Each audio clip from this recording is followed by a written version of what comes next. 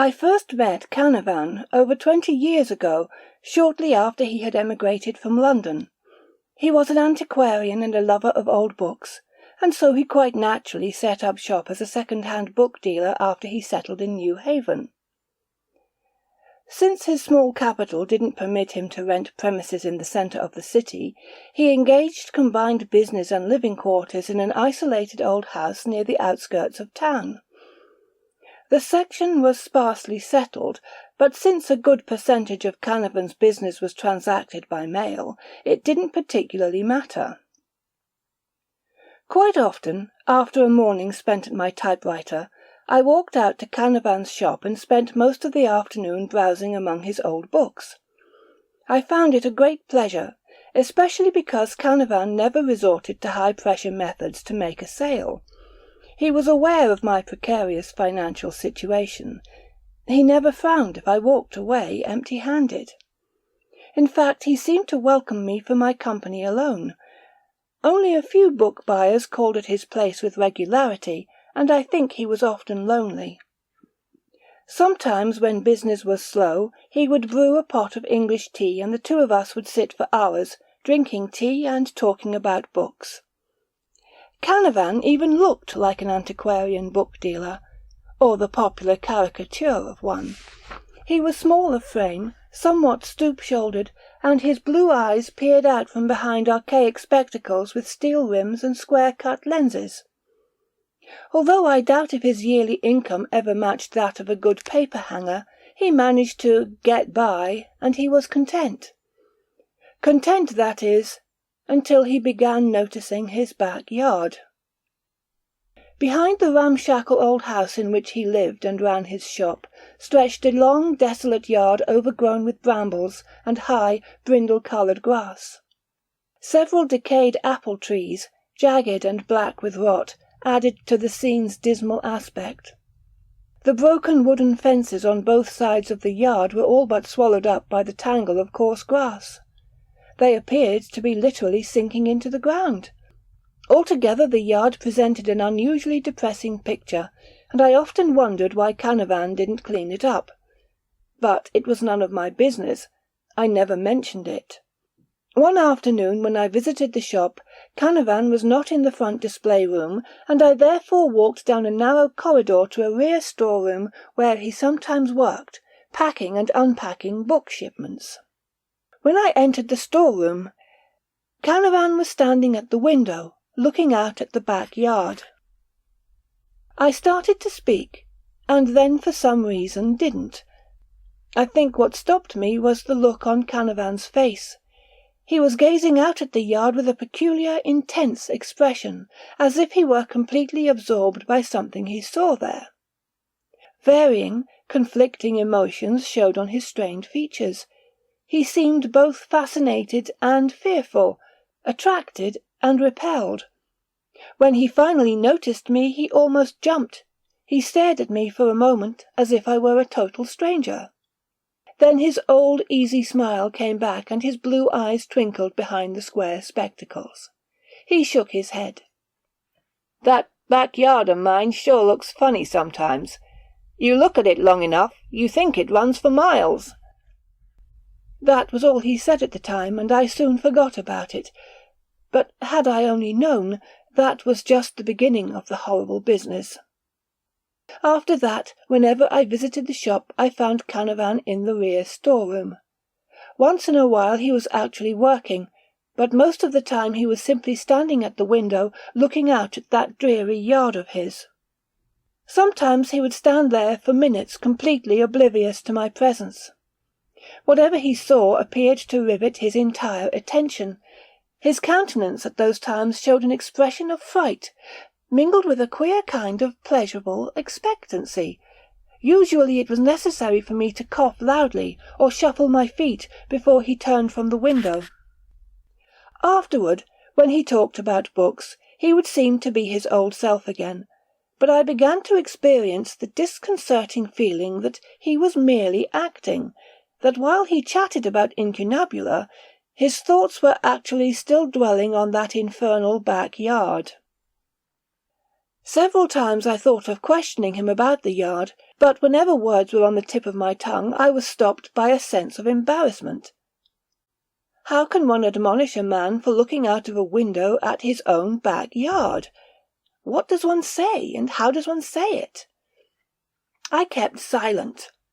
Later I regretted it bitterly. Canavan's business, never really flourishing, began to diminish. Worse than that, he appeared to be failing physically. He grew more stooped and gaunt, and though his eyes never lost their sharp glint, I began to believe it was more the glitter of fever than the twinkle of healthy enthusiasm which animated them. One afternoon when I entered the shop, Canavan was nowhere to be found. Thinking he might be just outside the back door engaged in some household chore, I leaned up against the rear window and looked out. I didn't see Canavan, but as I gazed out over the yard, I was swept with a sudden, inexplicable sense of desolation, which seemed to roll over me like the wave of an icy sea. My initial impulse was to pull away from the window, but something held me. As I stared out over that miserable tangle of briars and brindle grass, I experienced what, for want of a better word, I can only call curiosity.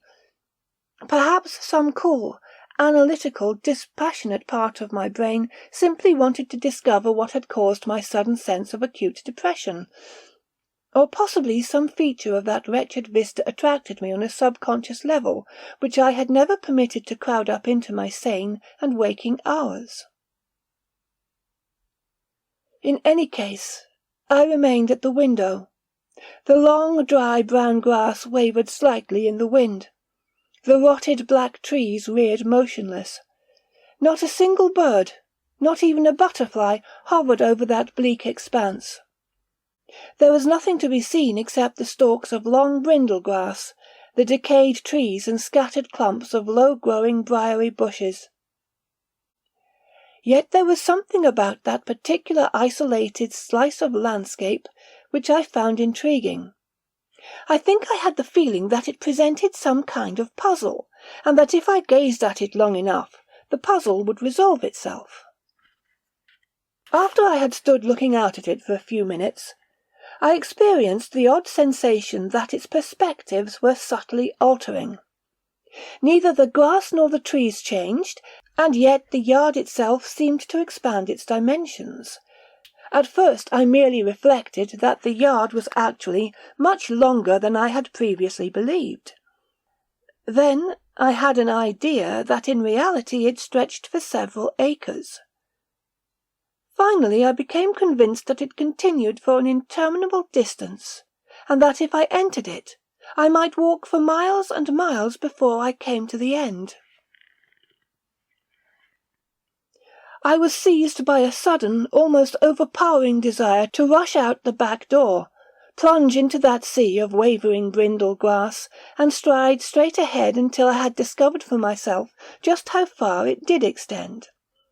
I was, in fact, on the point of doing so, when I saw Canavan. He appeared abruptly out of the tangle of tall grass at the near end of the yard. For at least a minute he seemed to be completely lost. He looked at the back of his own house, as if he had never in his life seen it before. He was dishevelled and obviously excited. Briars clung to his trousers and jacket, and pieces of grass were stuck in the hooks of his old-fashioned shoes. His eyes roved around wildly. He seemed about to turn and bolt back into the tangle from which he had just emerged. I rapped loudly on the window pane. He paused in a half-turn, looked over his shoulder and saw me. Gradually an expression of normalcy returned to his agitated features. Walking in a weary slouch, he approached the house. I hurried to the door and let him in. He went straight to the front display room and sank down in a chair.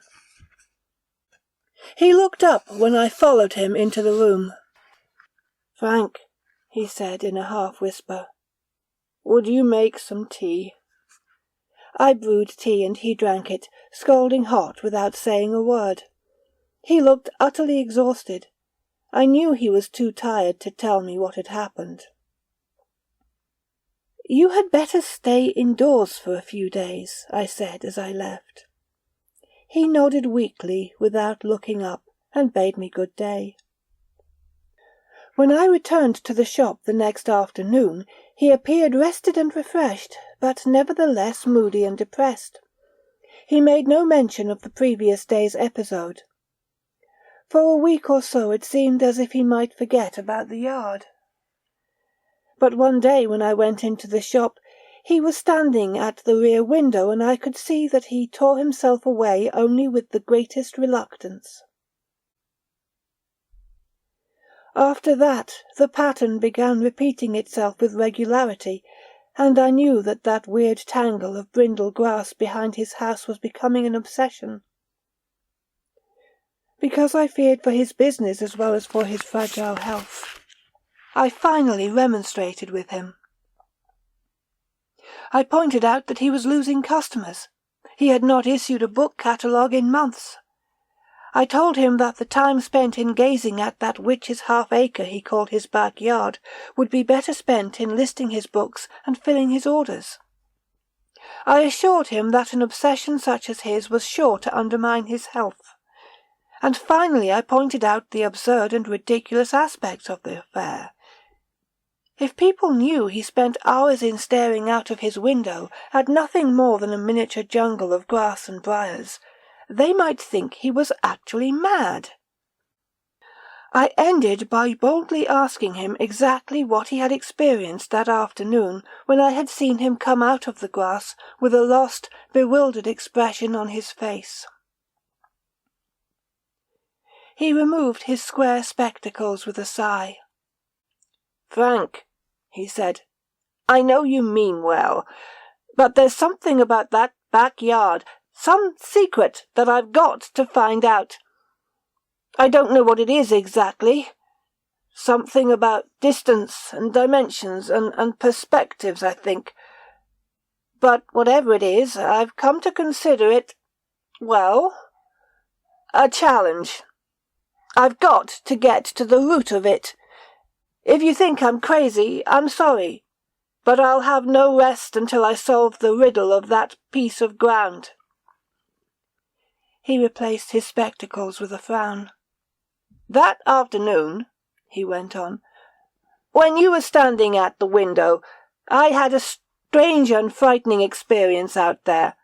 I had been watching at the window, and finally I felt myself drawn irresistibly outside. I plunged into the grass with a feeling of exhilaration, of adventure, of expectancy.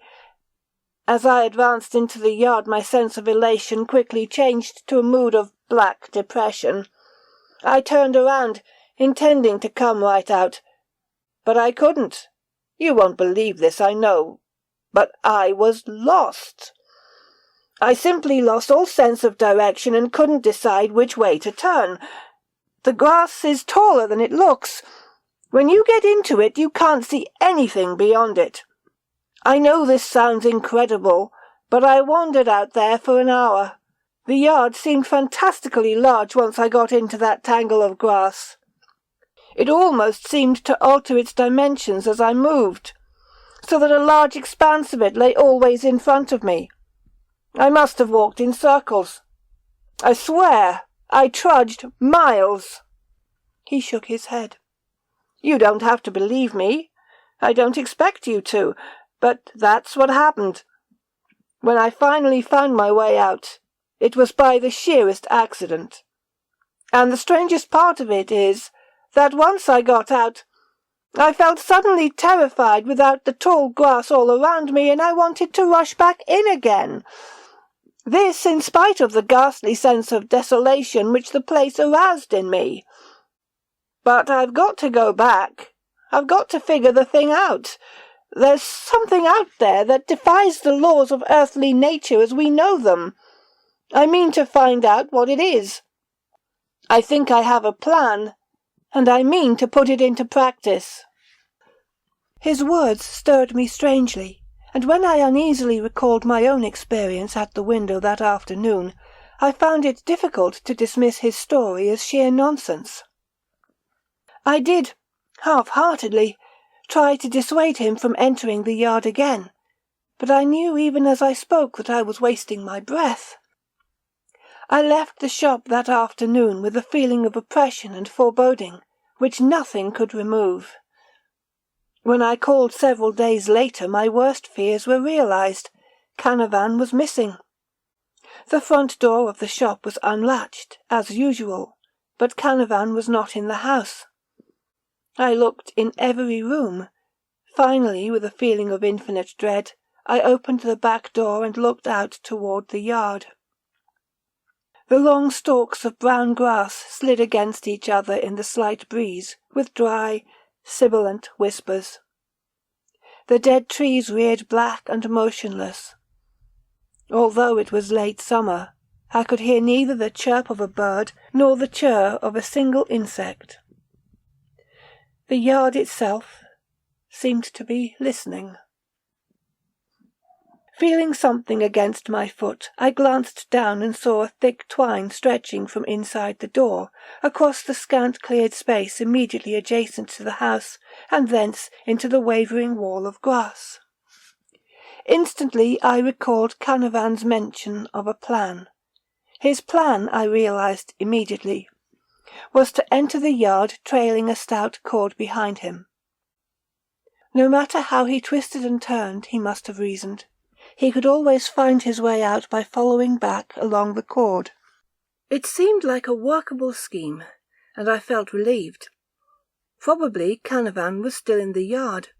I decided I would wait for him to come out. Perhaps if he were permitted to roam around in the yard long enough, without interruption, the place would lose its evil fascination for him and he would forget about it. I went back into the shop and browsed among the books. At the end of an hour I became uneasy again. I wondered how long Canavan had been in the yard. When I began reflecting on the old man's uncertain health, I felt a sense of responsibility. I finally returned to the back door, saw that he was nowhere in sight, and called out his name. I experienced the disquieting sensation that my shout carried no further than the very edge of that whispering fringe of grass. It was as if the sound had been smothered, deadened, nullified as soon as the vibrations of it reached the border of that overgrown yard. I called again and again, but there was no reply. At length I decided to go in after him. I would follow along the cord, I thought, and I would be sure to locate him. I told myself that the thick grass undoubtedly did stifle my shout, and possibly in any case Canavan might be growing slightly deaf. Just inside the door, the cord was tied securely around the leg of a heavy table. Taking hold of the twine, I crossed the cleared area back of the house and slipped into the rustling expanse of grass. The going was easy at first, and I made good progress. As I advanced, however, the grass stems became thicker and grew closer together, and I was forced to shove my way through them. When I was no more than a few yards inside the tangle, I was overwhelmed with the same bottomless sense of desolation which I had experienced before. There was certainly something uncanny about the place. I felt as if I had suddenly veered into another world, a world of briars and brindle grass, whose ceaseless half-heard whisperings were somehow alive with evil. As I pushed along, the cord abruptly came to an end. Glancing down, I saw that it had caught against a thorn bush, abraded itself, and subsequently broken. Although I bent down and poked in the area for several minutes, I was unable to locate the piece from which it had parted. Probably Canavan was unaware that the cord had broken, and was now pulling it along with him. I straightened up, cupped my hands to my mouth, and shouted. My shout seemed to be all but drowned in my throat by that dismal wall of grass. I felt as if I were down at the bottom of a well, shouting up. Frowning with growing uneasiness, I tramped ahead. The grass stalks kept getting thicker and tougher, and at length I needed both hands to propel myself through the matted growth. I began to sweat profusely. My head started to ache, and I imagined that my vision was beginning to blur. I felt the same tense, almost unbearable oppression which one experiences on a stifling summer's day when a storm is brewing and the atmosphere is charged with static electricity. Also, I realized with a slight qualm of fear that I had got turned around and didn't know which part of the yard I was in. During an objective half-minute, in which I reflected that I was actually worried about getting lost in someone's backyard, I almost laughed. Almost. But there was something about the place which didn't permit laughter. I plodded ahead with a sober face. Presently I began to feel that I was not alone. I had a sudden hair-raising conviction that someone, or something, was creeping along in the grass behind me. I cannot say with certainty that I heard anything, although I may have, but all at once I was firmly convinced that some creature was crawling or wriggling a short distance in my rear. I felt that I was being watched, and that the watcher was wholly malignant. For a wild instant I considered headlong flight. Then, unaccountably, rage took possession of me. I was suddenly furious with Canavan, furious with the yard, furious with myself. All my pent-up tension exploded in a gust of rage which swept away fear. Now, I vowed, I would get to the root of the weird business. I would be tormented and frustrated by it no longer. I whirled without warning and lunged into the grass where I believed my stealthy pursuer might be hiding. I stopped abruptly. My savage anger melted into inexpressible horror. In the faint, brassy sunlight which filtered down through the towering stalks of brindle grass, Canavan crouched on all fours like a beast about to spring. His glasses were gone, his clothes were in shreds, and his mouth was twisted into an insane grimace, half smirk, half snarl. I stood petrified, staring at him. His eyes, queerly out of focus, glared at me with concentrated hatred and without any faint glimmer of recognition. His grey hair was matted with grass and small sticks. His entire body, in fact, including the tattered remains of his clothing, was covered with them, as if he had grovelled or rolled on the ground like a wild animal. After the first throat-freezing shock, I finally found my tongue. "Canavan!" I screamed at him. "Canavan! For God's sake, don't you know me?" His answer was a low, throaty snarl.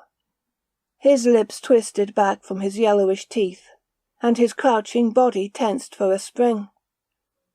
Pure terror took possession of me. I leapt aside and flung myself into that infernal wall of grass an instant before he lunged. The intensity of my terror must have given me added strength. I rammed headlong through those twisted stalks which before I had laboriously pulled aside. I could hear the grass and briar bushes crashing behind me, and I knew that I was running for my life. I pounded on as in a nightmare.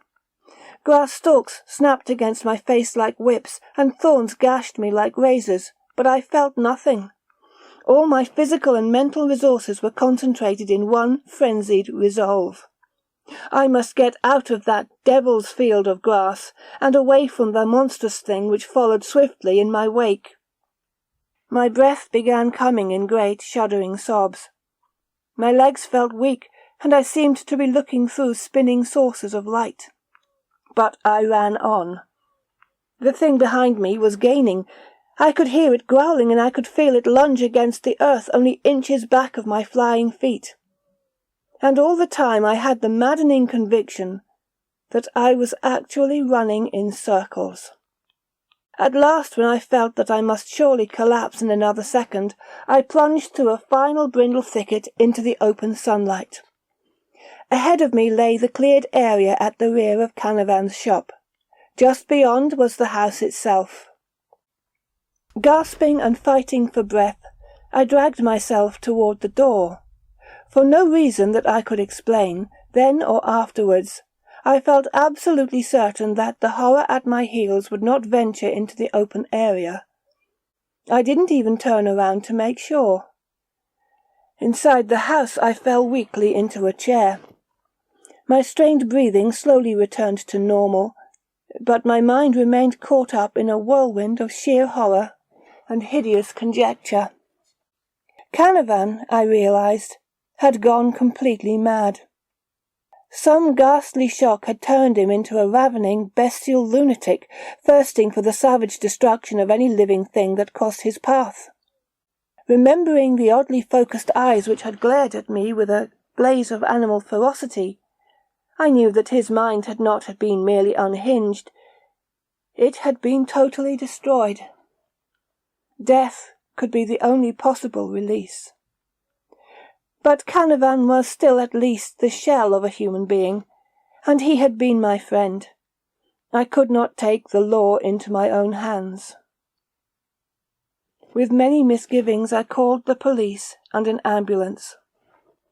What followed was more madness, plus an inquisitorial session of questions and demands which left me in a state of near nervous collapse.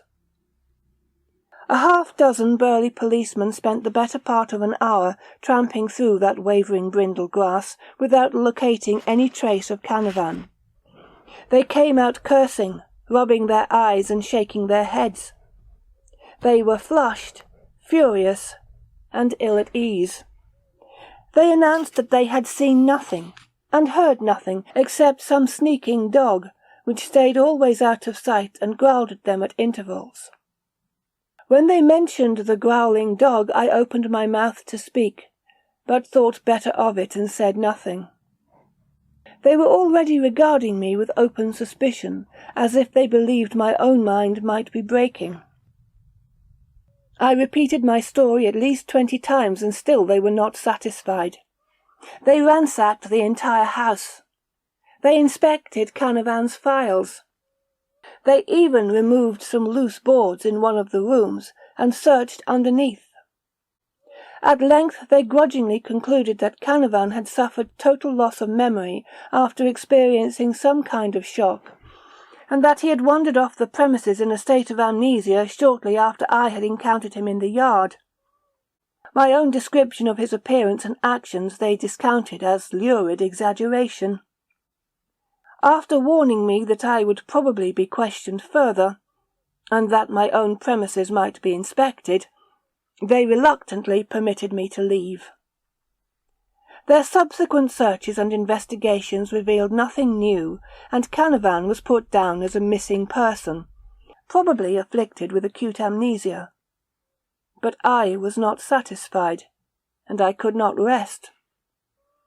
6 months of patient, painstaking, tedious research in the files and stacks of the local university library finally yielded something which I do not offer as an explanation, nor even as a definite clue, but only as a fantastic near impossibility which I ask no one to believe. One afternoon, after my extended research over a period of months had produced nothing of significance, the keeper of rare books at the university library triumphantly bore to my study niche a tiny, crumbling pamphlet which had been printed in New Haven in 1695. It mentioned no author, and carried the stark title, Death of Goody Larkins, Witch. Several years before, it revealed, an ancient crone, one Goody Larkins, had been accused by neighbours of turning a missing child into a wild dog. The Salem madness was raging at the time, and Goody Larkins had been summarily condemned to death. Instead of being burned, she had been driven into a marsh deep in the woods where 7 savage dogs, starved for a fortnight, had been turned loose on her trail. Apparently her accusers felt that this was a touch of truly poetic justice. As the ravening dogs closed in on her, she was heard by her retreating neighbours to utter a frightful curse. "Let this land I fall upon lie all the way to hell," she had screamed, "and they who tarry here be as these beasts that rend me dead." A subsequent inspection of old maps and land deeds satisfied me that the marsh in which Goody Larkins was torn to pieces by the dogs after uttering her awful curse originally occupied the same lot or square which now enclosed Canavan's hellish backyard. I say no more. I returned only once to that devilish spot. It was a cold, desolate autumn day, and a keening wind rattled the brindle stalks in that unholy acre. I cannot say what urged me back. Perhaps it was some lingering feeling of loyalty toward the Canavan I had known. Perhaps it was even some last shred of hope. But as soon as I entered the cleared area behind Canavan's boarded-up house, I knew I had made a mistake. As I stared at the stiff, waving grass, the bare trees and the black, ragged briar bushes, I felt as if I, in turn, were being watched. I felt as if something alien and wholly evil were observing me, and although I was terrified, I experienced a perverse, insane impulse to rush headlong into that whispering expanse. Again I imagined I saw that monstrous landscape subtly alter in dimensions and perspectives, until I was staring toward a stretch of blowing brindle grass and rotted trees which ran for miles. Something urged me to enter, to lose myself in the lovely grass, to roll and grovel at its roots, to rip off the foolish encumbrances of cloth which covered me, and run, howling and ravenous, on and on and on. Instead I turned and rushed away. I ran through the windy autumn streets like a madman. I lurched into my rooms and bolted the door. I have never gone back since, and I never shall.